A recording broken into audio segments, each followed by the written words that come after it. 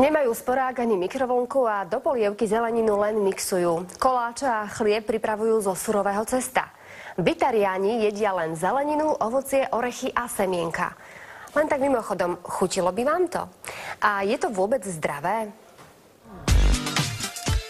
Určite to odporúčam kvôli tomu, že je to zdravé, je to časovo absolútne nenáročné. Tiež som si na začiatku nevedela predstaviť, čo budeme jesť, aké šaláty, a dneska som zistila, že proste tých receptov a všetko je o mnoho viac ako pri klasickom stravovaní. Ale určite je to o vitamínoch, o zdraví, o zdravom životnom štýle, o energii. Zeleninu nevaríme preto, lebo v podstate všetko, čo uvaríme alebo upečieme, tak vlastne všetko zabijeme. A na čo jesť mŕtvú zeleninu? K vitariánom patrí tenistka Martina Navrátilová, herečka Demi Moore a atlét Carl Lewis. Výsostne živú stravu nájdete aj na tanieri Stinga, Davida Bowieho či dizajnérky Donny Karan. Všetko robíme vlastne čerstvé zeleniny, z čerstvého ovocia. Jediné veci, ktoré používame, tak je vlastne sušička, odšťavňovač, špiralizér, mlynček na čerstvé vločky. To sú orechové pyramidky. Je to z 2 druhov orechov, kokos, ovocie. Je to dezert vlastne, ja by som povedal, že z ktorého sa nepriberá. Vitariánsky spôsob stravovania bude zrejme ešte dlho zaraďovaný medzi extrémy. Aj keď zástancovia tejto živej stravy tvrdia, že naši predkovia pôvodne konzumovali iba zeleninu a semienka rastlín. Keď sa najem, nepotrebujem si oddychnúť, že Ježišmaria, ale som unavená, ale som sa najedla, hej, a s plným bruchom si láhnem a pozerám televízor, vôbec nie. Necítim sa ani psychicky taká vyťažená. Prvé, čo som na sebe postrehla, bola čistá hlava. Robert a Zuzana žijú zo surovej stravy už rok. Robert za ten čas chudol 30 kg.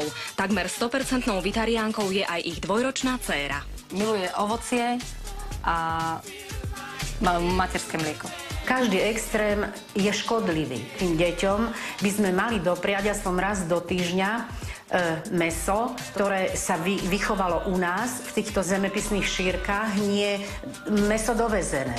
Ona je zdravá, ona je šťastná, ona sa usmieva, ona je šikovná. Matky, ktoré sú vegetariánky počas gravidity, tak to dieťa nedostáva adekvátne bielkoviny a potom, keď sa to dieťa narodí, môže mať nedostatok vitamínu A, B12 a vitamínu D. Väčšina pediatrov pri takomto spôsobe stravovania krúti hlavou. Zásada aspoň jedno teplé jedlo denne je podľa vitariánov prekonaná. Lekárka tvrdí, že dôležitejšie je zabezpečiť vyváženú stravu. Keď si niekto povie, že sa bude stravovať iba na ovoci, robí chybu. Keď si niekto povie, že nebudem jesť nič iné, iba zeleninu, robí chybu. A takisto, keby sa krmil iba orechami, je to nesprávne. 75 až 90% denného jedla je užitočné, keď ho máme v surovom stave. Platí však, že hlavným rizikom vitariánstva je nedostatok B12. Kto má čisté čreva, nezanesené množstvo metabolického odpadu, ktorého je najviac práve zo živočíšnych potravín, tak to množstvo prospešných černých baktérií dokáže vytvoriť dostatok B12. B12 potrebujeme iba stopové množstva. Tak malé množstva, že určite nemusíme trpieť jeho nedostatkom. Možno to ani netušíte a aj vy patríte do zvláštnej